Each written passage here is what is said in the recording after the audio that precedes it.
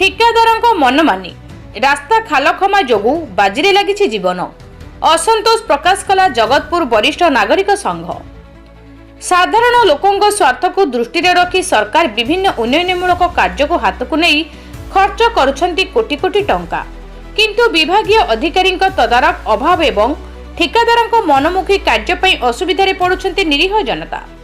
आपत्ति अभियोग पर भी ठिकादार सह सलासुतर रखुवा विभागीय बाबू माने कर्णपात करुनांती काहारी कथा को।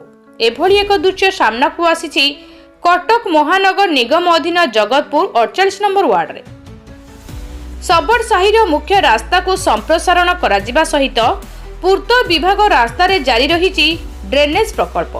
हेले प्रकल्प कार्य नियोजित ठेका संस्था दीर्घ दिन धरी इच्छा मुताबक भावे कार्य करुछि। एथिपाई कोउठी लोके घरु बाहरी पारुनाहांती तो आउ केउठी खालखमारे पड़ी आहत हेउछंती। निमपुर सबरसाई बैकुंठ विहार अधिवासी रविनारायण पांठिक घर सामनार ये दृश्य को टिके भल भाबरे देखंतु। एहाकु देखिले लागिबो कि पितामह भीष्मक सरसज्जा भली। एबे स्थानीय लोकों यातायात पई जेतिकी चिंता बढ़ाई बुला प्राणी सेतिकी विपदपूर्ण होई पड़िछि। ठिकादार एभली अवहेला को नहीं आज जगतपुर वरिष्ठ नागरिक संघ पक्षरु असंतोष प्रकाश पाई। तुरंत एहार समाधान करा गली जीवन अपराह्न रे पहुंचीबा वरिष्ठ नागरिक माने राजरास्ता को ओह्लाइबे बोली गणमाध्यम जरिया चेतावनी देइछंती। ए संपर्क में जगतपुर स्थित पूर्त विभाग कार्यालयर सरकारी जंत्री अरविंद स्वाई को पचारिबारु से आसंता 8 दिन मध्यरे समस्यार समाधान करिवे बोली प्रतिश्रुति देइछंती। आगको देखा बाकी रहिला साधारण लोकों समेत वरिष्ठ नागरिकों को सुरक्षा देवारे विभाग केते तत्पर हेउछि। जगतपुर पूर्णचंद्र स्वाई रिपोर्ट सूर्यास्त न्यूज। ये गोटे मेन जगह जोटा कि म्युनिसिपालिटी प्राय मासे होनी एभली अवस्था पकई जहाँ कि एपटे चलाचल करवा ये साइर लोक एपटे जावासा करेंगे घर लोक जावासा करेंगे एभली गोटे जनता भड़ा कर तार किसी प्रतिकार करेंगे जहाँकि लोक बहुत असुविधार सम्मुखीन होती। कल जब 75 वर्ष वयस्क लोक ये जगह पड़गले आम आज प्राक्टिकल देखुचु जो भाया अवस्था अच्छी कल सकाल अनेक दुर्घटना घटना घटार संभावना अच्छी। तेणु आम म्युनिसिपालिटी कर्तृपक्ष को अनुरोध करुचु तुरंत यार विहित प्रतिकार करूँ।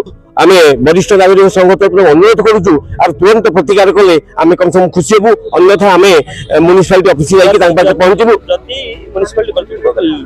जदि म्युनिसिपालिटी कर्तव्य विलंब करती आम वरिष्ठ नागरिक संघ तरफ उच्च कर्तव्य जनइबू और प्रतिवाद करने खोला नाल तैयारी मसे है खोला होपर माटी पकई अधा कम सारिक रखी मसे है। डेली कंट्राक्टर लोक जी महांती कम देखा कहूँ से कर्णपात करूना। मोर जड़े बड़ भाई 80 वर्ष सी भी घरे रुहति आम बाहर को बाहरी पार्नी चलिकी काली गला मुझे पड़ जाइए।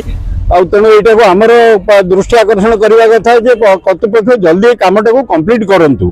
ताले आम जो दु जन सीनियर सिटीजन मोर जड़े छोट नातुणी 1.5 वर्ष रोचे सी काश ये पल्यूशन भीषण जो असुविधा अच्छी एटा को जल्दी कंप्लीट करा जाऊ ताले हमर असुविधा जंतु बास्तवरे जो पिला माने जाउछन्ती हमर भौणी माँ भौणी माने जाउछन्ती स्कूल सब एटा गोटे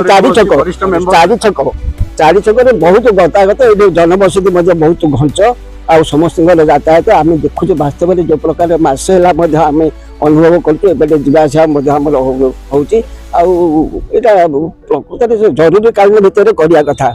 आज नक से जो अवहेला कर तार तुरंत समाधान करने को